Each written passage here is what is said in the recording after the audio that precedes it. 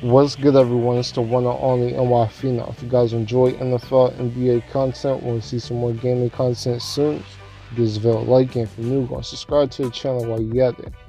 Now, let's get into this video. Listen, really, what is Leon Rose doing? He hasn't even officially made his official press conference of joining the team, and he's already doing stuff that I don't approve. I don't approve this. Listen, Carmelo is one of my favorite players ever. Like, I am like the biggest Carmelo fan like you would probably ever meet. I mean, Carmelo Anthony is definitely a top 5 player for me all time. I love me some Melo. I have before he came to New York, and I still love him to this day. I mean, I love what Carmelo is doing out there in Portland. Carmelo doing his thing. Shout out to Melo. Salute to him. But my thing is, man, we're a young team. We're a young team. We're led by RJ Barrett. We got this young nucleus, Money Mitch, RJ Barrett. You know, we're trying to figure out what we're going to do at the point guard situation. We're trying to see what we're going to do with this draft pick, whether it's selecting one of these young guys or maybe trading down or trading to, next year or the year after. But we're a young team, man. We're not here to add Carmelo Anthony. Like, what is Carmelo Anthony going to do next season in 2021? What is he going to bring to the Knicks that, that's going to improve us, on the floor? Listen, I think Melo can still ball to this day. What is Melo? 35, 36 years old? I think he's 35. Listen, I think Carmelo Anthony can still ball somewhat, but the only way I would want Melo back, or I would really take Melo back on the Knicks in 2021, if he was on the bench. Melo would have to be on the bench. We're trying to figure out what we're going to do with Kevin Knox. What is Carmelo Anthony going to this? Joining my Knicks in 2021. Where is that going to help Kevin Knox? How is that going to develop Kevin Knox to what we want him to be? My thing is that Kevin Knox is not that dude, because Kevin Knox got the rest of the season to prove if he can be that upcoming dude, maybe early into next year. If he doesn't prove it, we got to look for, another young stud, small forward, two-way wing. We have to look for that two-way wing, man, because my thing is, I want RJ Barrett to be that combo guard. I want RJ Barrett to be that two guard, that one guard who facilitates, that play makes off the dribble, cut into the rim. I want him to play somewhat of how DeMar DeRozan plays, how he played in Toronto and how he plays in San Antonio. I think that's where I want to see how RJ Barrett plays a little bit of a mixture of Harden with the playmaking skills. But at the end of the day, I want RJ Barrett to be that combo guard. I think Money Mitch can be that star center if he can develop. And the way to have this team, in my opinion, completed, at least how we can get the top of the depth chart, the top of the team, the top of the roster completed, is to have that stud two-way wing at the 3 position.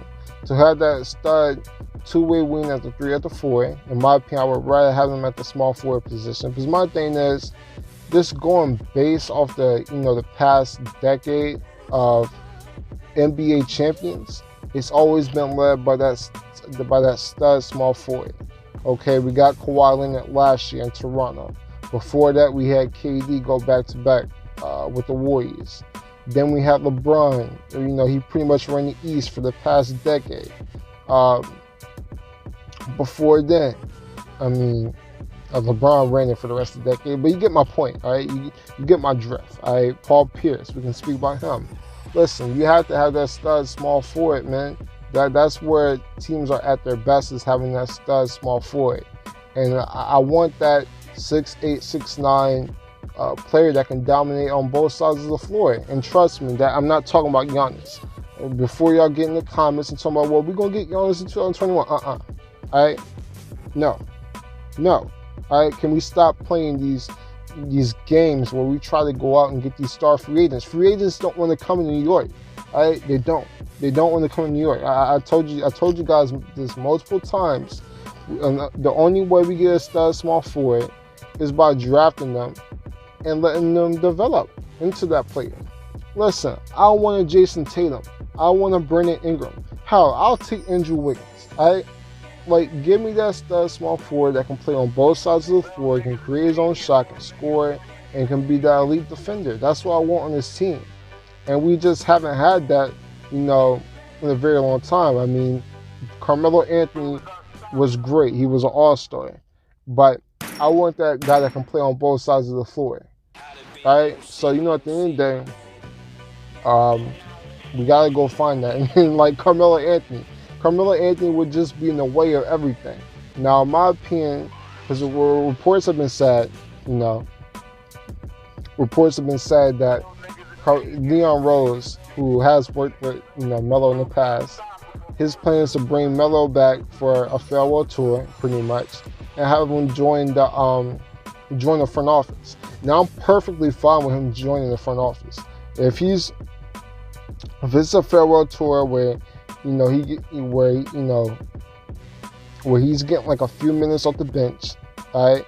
He's getting a few minutes off the bench, and he's being that lead in the locker room, I guess, being that veteran for young guys to look up to, like a RJ Barrett and a Kevin Knox.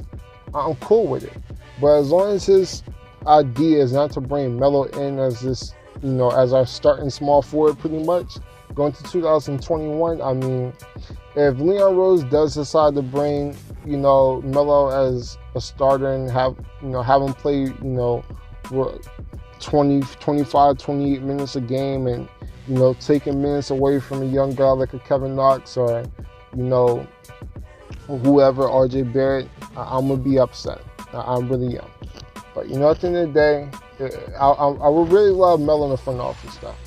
Having Melo in the front office, having Carmelo in the front office seems like a good idea to me, because my thing is, Carmelo Anthony has great basketball IQ. I love having former players in the front office position. Now, former players at times don't always make the best coaches, but to have a former player in the front office who can evaluate talent, it is perfect. I think former basketball players, former professional basketball players, NBA players, they're great at evaluating talent. And Melo can definitely do that.